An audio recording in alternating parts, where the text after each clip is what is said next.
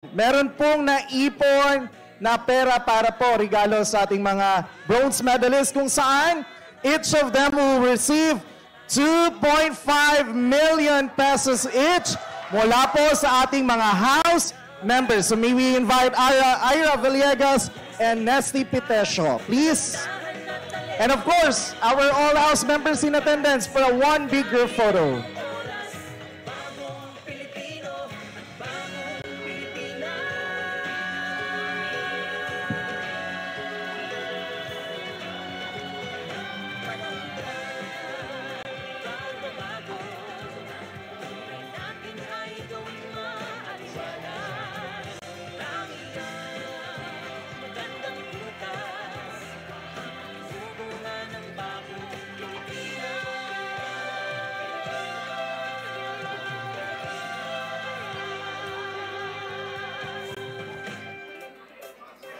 Okay, let's have a quick photo now.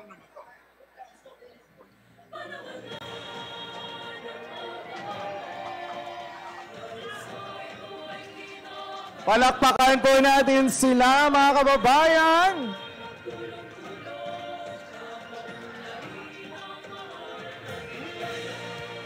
And again, on behalf of the Filipino people and the entire House of Representatives, we extend our deepest gratitude to our Olympic medalists.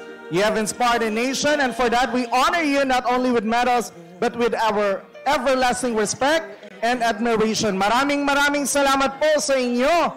And let us continue to support and uplift our athletes as they strive for greater heights. Once again, congratulations to our Olympic medalists, and mabuhay ang mga atletang Pilipino!